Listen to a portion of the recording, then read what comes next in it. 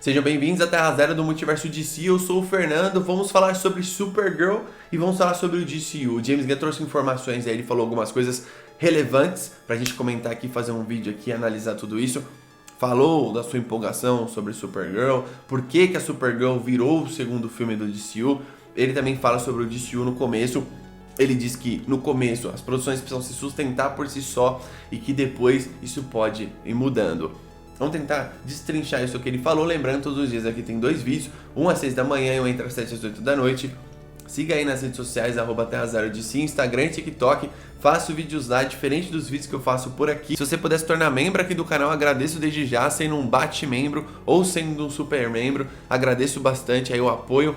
E agradeço aí os apoiadores do canal, os membros apoiadores do canal, os bate-membros e os super membros. Muito obrigado por ajudar esse canal aí. Vamos crescer cada vez mais aí junto com o DCU, quem sabe aí no futuro, certo?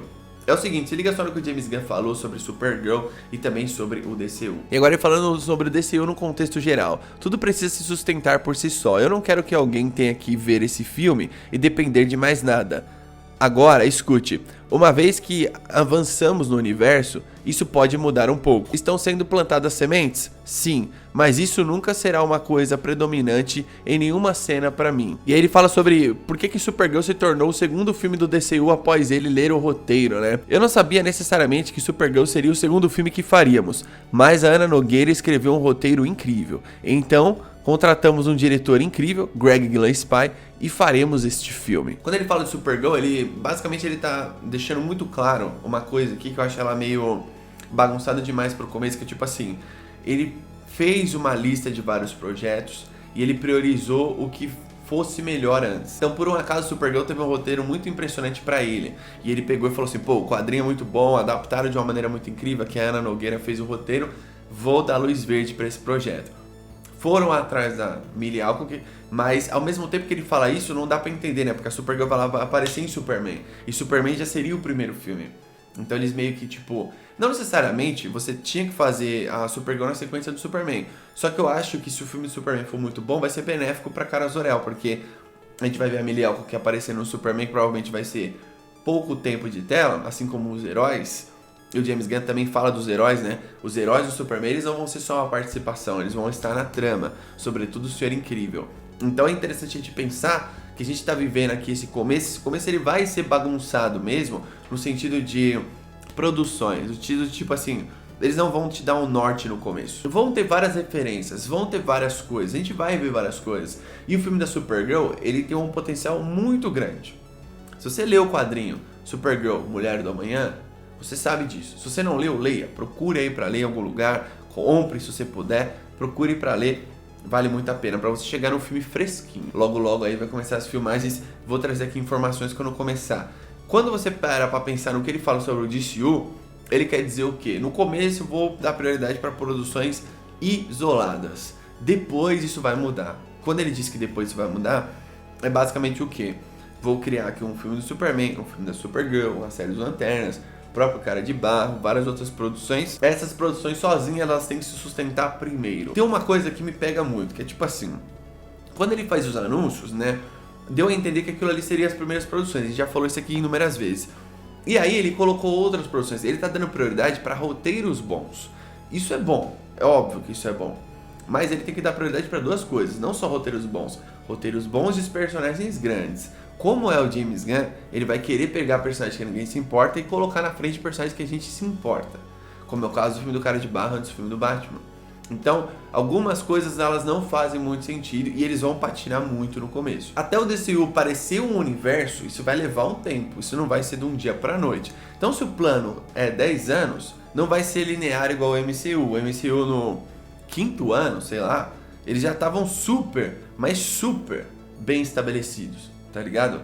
Tipo, eles começaram em 2008, em 2012 eles já estavam bem. Entende? Era uma aposta, era uma coisa que eles não sabiam se ia dar certo. Quando você para pra pensar aqui, a DC tem todos os recursos do mundo. Dinheiro pra cacete, tá numa grande corporação, virou uma subdivisão, tem pessoas que amam histórias em quadrinhos aqui dentro, você tem os maiores super-heróis do mundo, não tem nenhuma restrição de direitos de personagens, você tem todos os personagens à disposição. A DC foi adquirindo algumas outras editoras conforme a sua história, a Fawcett Comics, Wild Comics. Então, a DC, ela tem tudo nas suas mãos para fazer história. A DC tem tudo para ser a maior franquia hollywoodiana nos próximos anos. A melhor e a maior. Então, dá pra você pensar que se tudo der certo, dá pra fazer uma parada muito incrível, muito inacreditável. Quando você para pra pensar que o filme do Superman ele vai inaugurar tudo isso, porque o Creature Commands ele é um filler, né? Vamos ser honestos. Você assiste o Creature Commands e você fala, bom, beleza, é legal, referenciazinha e tal, interessante, os personagens são legais. Mas o Superman, ele vai trazer essa aura do que vai ser a nova DC, ele vai mostrar a primeira cara do que vai ser a nova DC. Então é importante que esse filme seja incrível. Na sequência, a Supergirl não teria um peso que ela vai ter agora. Porque pensa assim, a Supergirl ela seria um filme que complementaria a mitologia kryptoniana. Então a gente teria uma expansão dos kryptonianos através do filme da Kara Zor-El. Agora ela é um dos filmes mais importantes do primeiro capítulo. Eu falei em algum vídeo aqui, pareceu até meio alarmista e exagerado pra caramba da minha parte, que foi assim, agora o DCU tem 3 produções que se derem errado, o primeiro capítulo tá na merda, né? Superman, Supergirl e Lanternas. Então são os 4 personagens aí responsáveis pelo início, carregar o universo nas costas de verdade, no primeiro capítulo Deuses e Monstros, porque o primeiro capítulo Deuses e Monstros, ele só vai dar certo se essas 3 produções derem certo, sobretudo o Superman. Então, é importante você pensar que o peso é muito grande, certo? Para esse começo é o peso, a pressão muito grande. Então a gente tem que acreditar que o filme do Superman vai ser muito incrível. E não só ser incrível, ele precisa mostrar ramificações. E ele vai mostrar. Então James Gunn fala, né? Os personagens estão ali na trama, mas eles não são descartáveis. Alguém falou, pô, espera ver pôster da Mulher Gavião, do Senhor Incrível. Eu acho que não vai ter. Os pôsteres vai ser Superman, no máximo uma Lois Lane junto.